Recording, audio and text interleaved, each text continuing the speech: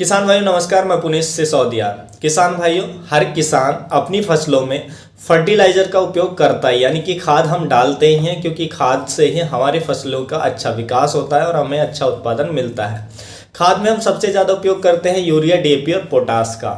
लेकिन यदि इन्हीं खादों को हम सही समय पर नहीं डालते हैं, अपनी फसलों पर सही टाइमिंग के साथ और सही तरीके से नहीं देते हैं, तो इन खादों का हमें मैक्सिमम आउटपुट नहीं मिल पाता है। यानी कि जो हम खाद दे रहे हैं उसका जो अधिकतम हिस्सा है वो लीच हो जाता है, जो हमारा फसल का रूट जोन है उससे नीचे चला जाता है। इससे क्या होता है, हमारा खर्चा तो उतना ही हो रहा है लेकिन हमें उत्पादन में काफ़ी ज़्यादा गिरावट देखने को मिलती है, क्योंकि जो न्यूट्रिशन जितने हमारे प्लांट को मिलने चाहिए उतने नहीं मिल पाते हैं। तो आज की इस वीडियो में हम आपको ये खादों को डालने का सही टाइमिंग, सही तरीका किस तरीके से देना है, तो ये डिटेल में हम बताने वाले हैं, कारण के साथ बताने वाले हैं।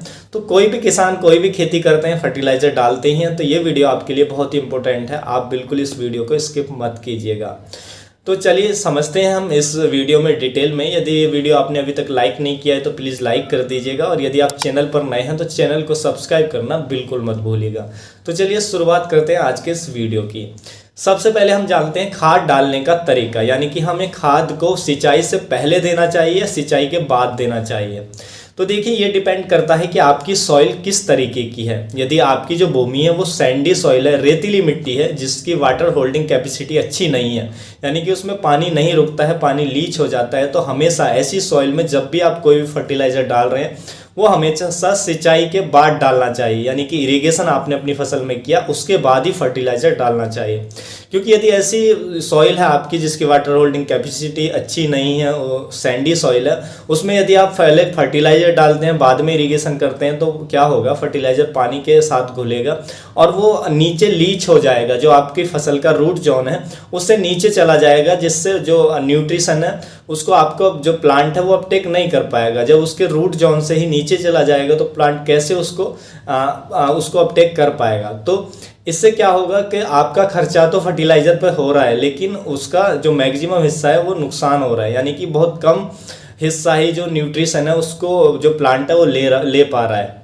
तो इसलिए हमें क्या करना है कि ऐसी सॉइल में, सैंडी सॉइल में जब भी हम फर्टिलाइज़र देते हैं वो पहले सिंचाई करनी है, उसके बाद फर्टिलाइज़र डालना है। इससे जो आपका प्लांट है वो मैक्सिमम हिस्सा उसको अपटेक कर पाएगा। इससे आपकी यील्ड अच्छी होगी, आपके जो क्रॉप है वो आपको अच्छी देखने को मिलेगी।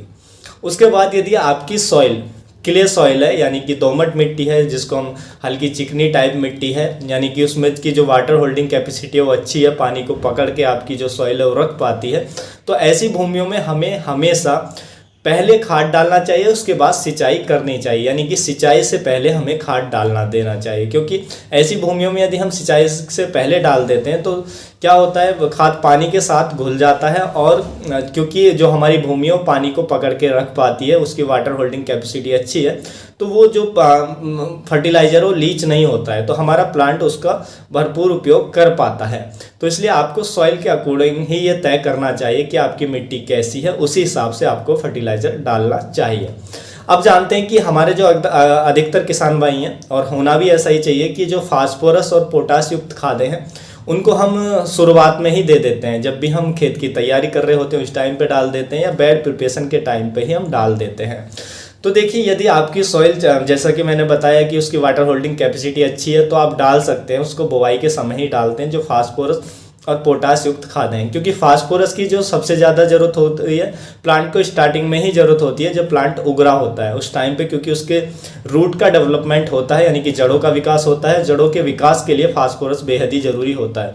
तो जितना अच्छा जड़ों का विकास होगा उतनी हमारी जो फसल है लंबे समय तक चलेगी, फसल स्ट्रांग रहेगी और अच्छी रहेगी।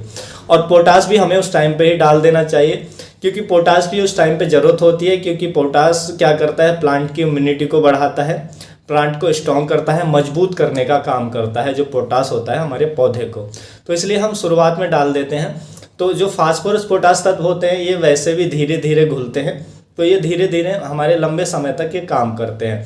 आप चाहें तो 2 बार में भी इनको डाल सकते हैं, कि फास्फोरस को आपने स्टार्टिंग में डाल दिया, पोटास को आप 2 बार में डाल सकते हैं। एक बार आधा जो आप पोटास है वो बुआई के समय डाल दें, और आधा पोटास जब भी आपकी फसल में फ्रूटिंग स्टार्ट हो जाती है उस टाइम पे भी डाल सकते हैं, क्योंकि फ्रूटिंग स्टेज में भी जो पोटास तत्व होता है वो सबसे ज़्यादा ज़रूरत होती है जब हमारे फलों का विकास हो रहा होता है, कि ये फलों की क्वालिटी को सुधारता है। जो पोटास होता है उनकी गुणवत्ता को बढ़ाता है, उनके साइज को बढ़ाता है, तो उस समय भी पोटास की सबसे ज़्यादा ज़रूरत होती है।